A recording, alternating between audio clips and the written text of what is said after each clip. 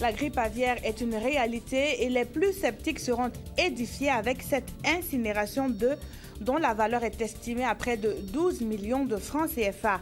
En provenance du Ghana voisin, ces œufs ont été saisis puis détruits conformément à l'arrêté interministériel qui interdit tout produit aviaire en provenance des pays non exempts du virus H5N1. En dépit de cet obstacle et des autres qui fragilisent l'économie nationale, le Fonds monétaire international prévoit une croissance de 4,5% dans la région de l'Afrique subsaharienne. Le Burkina Faso n'est pas en marge de cette croissance qui devrait être vérifiable en cette année 2015. Bonjour à tous et bienvenue au 13h15 de la télévision du Burkina. La douane burkinabé a ainsi saisi des œufs en provenance du Ghana. Estimés à près de 12 millions de nos francs, ces œufs ont été incinérés puisque le Ghana n'a pas été déclaré par l'Organisation internationale de la santé animale comme exempt de la grippe aviaire. Le reportage à Manga de Ismaël Diloma Sirima. 183 cartons d'œufs ont été saisis par la brigade mobile des douanes de Manga. Les 26 et 27 avril passés, deux commerçants ont tenté de faire entrer au Burkina Faso près de 160 000 œufs en provenance du Ghana, alors que les importations de produits aviaires de ce pays sont interdites depuis février 2015. Depuis 2006, le Ghana n'a jamais entamé des procédures d'autodéclaration de pays indemnes de grippe aviaire. Et comme ils ne l'ont jamais fait, ça veut dire que la grippe est devenue endémique dans leur pays.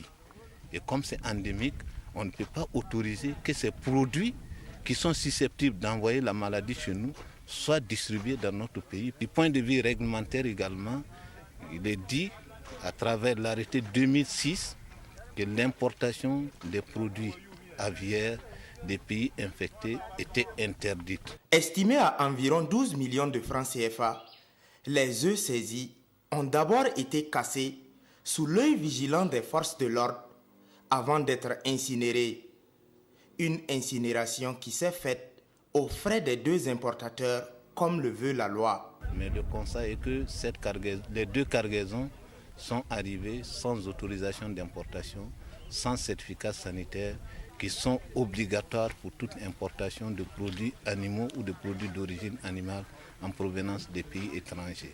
Parce que c'est sur la base de ces certificats que nous estimons que le produit peut être consommé ou il ne peut pas être consommé. Le département des ressources animales invite à cet effet les importateurs à respecter les règles en vigueur en matière d'importation de produits animaux afin que leurs investissements ne partent pas en fumée. De son côté, le ministère en charge du tourisme veut structurer la restauration dans les lieux visités par les touristes. Dans sa vision, la gastronomie burkinabé doit être attractive avec un peu d'imagination et un strict respect de la réglementation. Une formation est en cours dans plusieurs villes du pays, celle de la capitale, nous a expliqué par Zalissa Sanfo. La qualité des mets et des services proposés par les restaurateurs de tourisme est un facteur d'attraction des touristes. C'est le constat que fait le ministère en charge du tourisme au Burkina Faso. Et pour qu'il contribue davantage à l'essor du tourisme, le ministère a décidé de les réunir autour d'une même table et de les former. Dans le cas du Burkina, nous estimons que 34% environ des recettes du tourisme vont dans la restauration, c'est-à-dire le restaurant et le bar. Et ça équivaut pour 2013 à 23 milliards de francs CFA. La part de la restauration est extrêmement importante pour le tourisme, pour l'attractivité globale d'une destination. On ira dans un pays où on sait que la qualité de la restauration est au rendez-vous.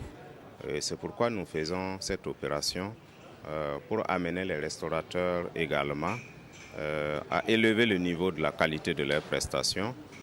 Malgré cet apport considérable, ce secteur demeure très peu organisé. Et à l'issue de cette séance de sensibilisation, cela devrait être un vieux souvenir.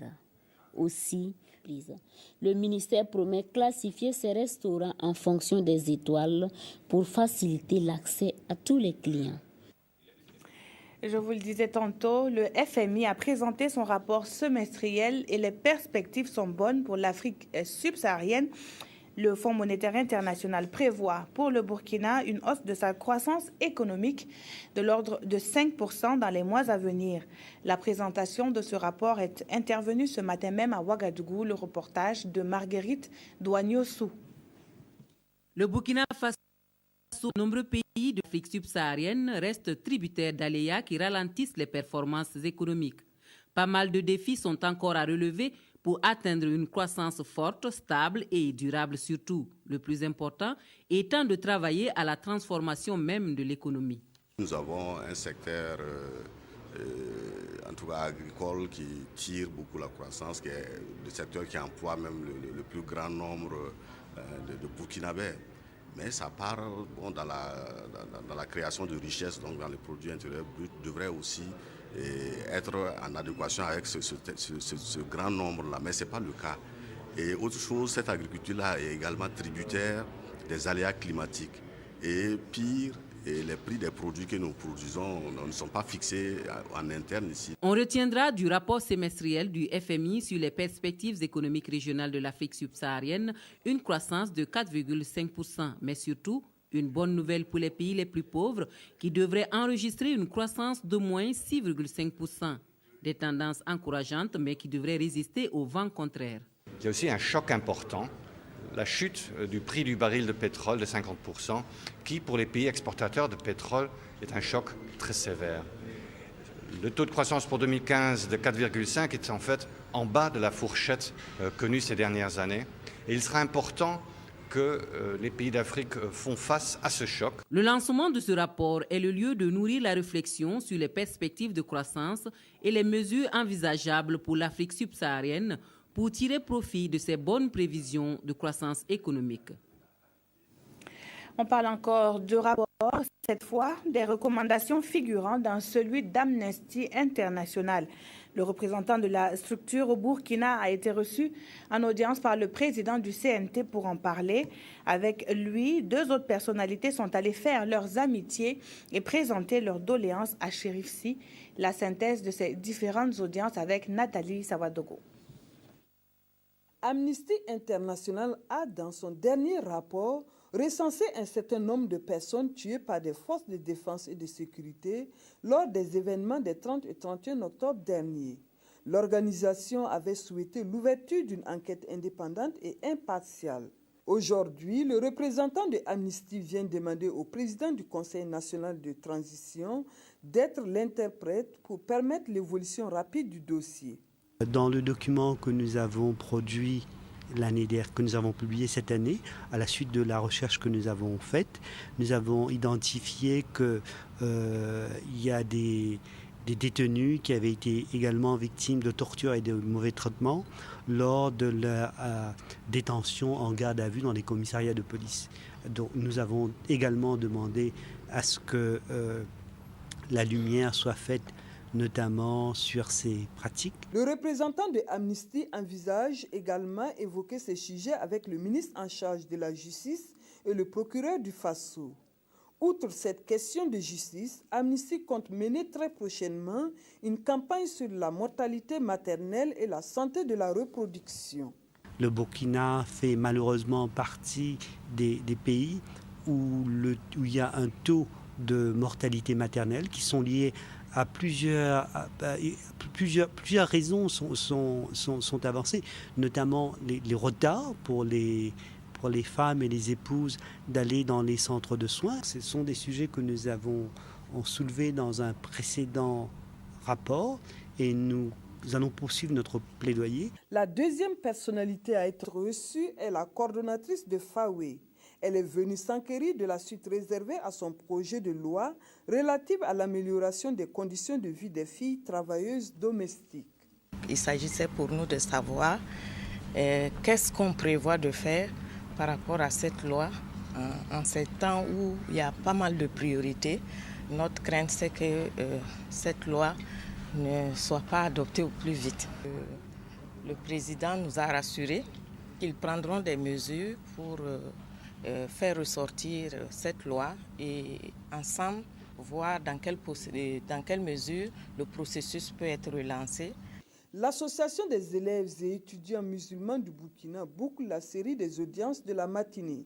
Elle est venue faire part au président du Conseil national de transition des activités qu'elle mène et solliciter son accompagnement. Nous avons décliné un certain nombre d'activités, des actions que nous menons comme des actions de solidarité, des actions aussi d'accompagnement de citoyenneté que l'association mène, demander aussi les conseils et encouragements de son excellence pour la continuité de ces activités. Il nous a encouragés, nous a donné beaucoup de conseils, nous a félicité à continuer surtout dans les actions de citoyenneté pour que l'ensemble des citoyens burkinabés, quelle qu'en soit leur confession religieuse et pour ce qui nous concerne les musulmans, puissent apporter aussi leur touche à la construction du pays. Alors que le LMD fait partie des mesures contestées par les étudiants de l'université de Ouagadougou, le projet PADTIS se renforce dans l'espace UMOA. Ce projet vient en appui au développement des technologies de l'information et de la communication pour une bonne adaptation de la réforme LMD dans les institutions d'enseignement supérieur des pays membres de l'Union économique. Peut-être une réponse aux préoccupations des étudiants et des enseignants. Voyons tout cela avec Yolande Lombo. L'éthique pour appuyer la mise en œuvre de la réforme licence-master-doctorat dans les universités de l'espace UMOA, cela est désormais chose faite. À la direction de la promotion d'éthique, ces étudiants d'un jour ont pu constater de visu les atouts qu'offre le projet PADTIS aux professeurs et aux étudiants. Une salle informatique comme celle-ci, l'université de Ouagadougou en compterait 8, équipée de 200 ordinateurs en plus de 12 serveurs de grande capacité et d'un scanner pour la numérisation des documents de grande taille. Ce qui fait un investissement global d'environ 450 millions de francs CFA. On a la possibilité de retrouver toutes les informations dont on a besoin dans sa formation. Et ça, c'est en pensant aux étudiants, mais les enseignants aussi doivent faire des recherches. 35 universités organisées autour de 8 universités principales des pays membres de l'UMOA bénéficieront de près de 6 milliards de francs CFA dans le cadre du projet PADTIS, financé par l'UMOA et exécuté par l'UNESCO. Avec la technologie maintenant, on peut faire les choses à distance et apprendre comme les étudiants à l'Europe. Et donc pour moi, sur la question des perspectives, ce projet a complété la première étape. La deuxième, c'est arriver à une création d'universités virtuelles dans l'espace UMOA. D'ores et déjà, pour la pérennité des équipements, les questions de maintenance et de renforcement des capacités des étudiants seront à l'ordre du jour dans les tout prochains mois. Informer et sensibiliser, c'est la méthode adoptée par l'Agence nationale de biosécurité. La finalité, aller au-delà des connaissances théoriques sur les OGM. Les participants triés par le ministère de la Recherche scientifique et de l'Innovation viennent de tout le pays et se sont retrouvés à Manga, dans le centre-sud, pour, par exemple, savoir différencier les organismes génétiquement modifiés et les espèces améliorées. Ismaël Diloma Sirima nous fait le compte-rendu. Informer et sensibiliser le public, et plus particulièrement les éducateurs, sur la question de la biotechnologie est l'objet de cet atelier de 2 jours. Les avantages et les inconvénients des organismes génétiquement modifiés, OGM, de même que le rôle de l'Agence nationale de biosécurité, ont été au cœur des échanges. L'Agence nationale de biosécurité, qui apporte des informations sur la biosécurité en général, les OGM qui préoccupent beaucoup à ces temps précis, mais également le dispositif national qui est mis en place pour assurer justement cette biosécurité. La directrice de l'Agence nationale de biosécurité a rassuré le public quant aux spéculations OGM cultivées au Burkina Faso. Avant qu'un produit ne soit autorisé dans l'environnement, nous effectuons progressivement ce que l'on appelle l'évaluation des risques pour nous assurer que le produit est sans danger pour l'utilisation donc humaine, pour l'utilisation animale et aussi surtout pour notre environnement. Le professeur a également tenu à donner des éclairages sur les tomates, oignons ou tout autre produit agricole qui ne serait pas de taille conventionnelle. Souvent, le consommateur fait un amalgame. Dès qu'on a un produit qui est amélioré, qui a des performances au-delà de ce que l'on avait conventionnellement, les gens ont tendance à dire que c'est un OGM. Sachez que tous les produits ne sont pas transformés en OGM. Elle a ensuite indiqué que la seule spéculation OGM qui est actuellement autorisée à être cultivée au Burkina Faso est le coton bété. Avant d'ajouter que d'autres spéculations OGM telles que le niébé bété sont en étude depuis 4 ans dans les stations de recherche de l'INERA. BFA 0303, ce n'est pas un nom de code, mais celui d'un projet de Plan Burkina qui fait du reste le bilan de ses activités.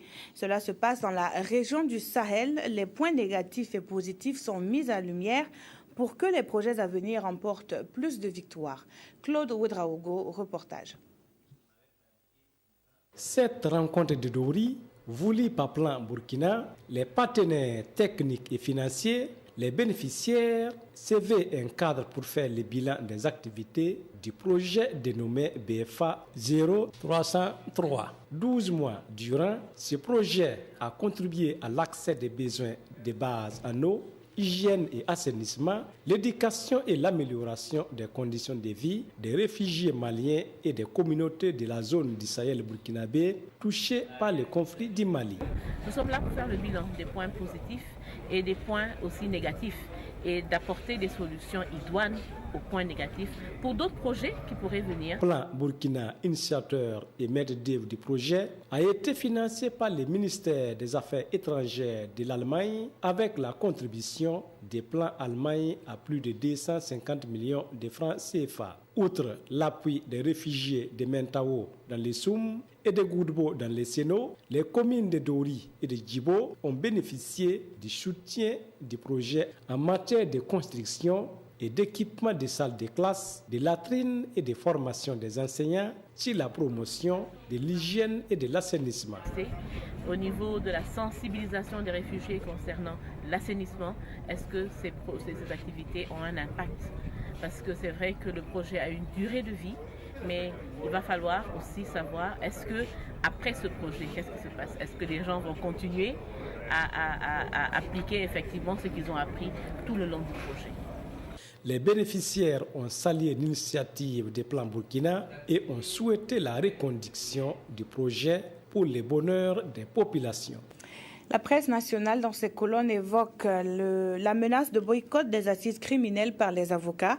Les commentaires des quotidiens se sont également orientés vers le Togo, où Faure Gnassingbé a été réélu à la tête de l'État. Jacques Lamissa Tarpaga nous propose ici la revue de la presse. Les premières assises criminelles après l'insurrection d'octobre ont lieu en début mai, mais il y a un couac. L'observateur Palga nous apprend que les avocats veulent prendre ces assises en otage. Les avocats commis d'office exigent des honoraires de 300 000 francs CFA par dossier. L'État, de son côté, table sur la rémunération officielle de 100 000 francs. L'Obs rappelle en sus que la rémunération d'un avocat commis d'office était de 50 000 francs par dossier. Bien d'autres désaccords entre les magistrats et les avocats existent, relève le journal. Ce sujet suscite des commentaires dans d'autres parutions. Notre Temps parle des dossiers phares de ces assises que sont l'affaire Ousmane Guiro, ancien DG de la douane, et l'affaire du caporal Alphonse Lompo, accusé d'avoir assassiné sa copine en 2013.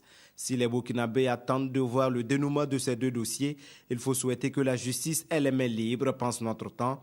Le quotidien estime également que le jugement des interpellés récemment doit fendre l'armure des impunités. Mais ce scannage doit être fait au mépris des chapelles politiques. Pour le quotidien d'État Sidoya, à l'heure où un vent nouveau souffle sur la justice burkinabé, le slogan « Plus rien ne sera comme avant » prend tout son sens et le dénouement des deux grands dossiers donnera plus de crédit à la justice. Revenons à l'observateur Palga qui jette un regard sur l'actualité au Togo. De quoi s'étonne-t-on encore? Faure, l'homme fort du Togo, a été déclaré vainqueur de la présidentielle. Le match est plié, circulé, il n'y a rien à voir. Voilà donc la chronique d'une victoire annoncée selon la vieille dame.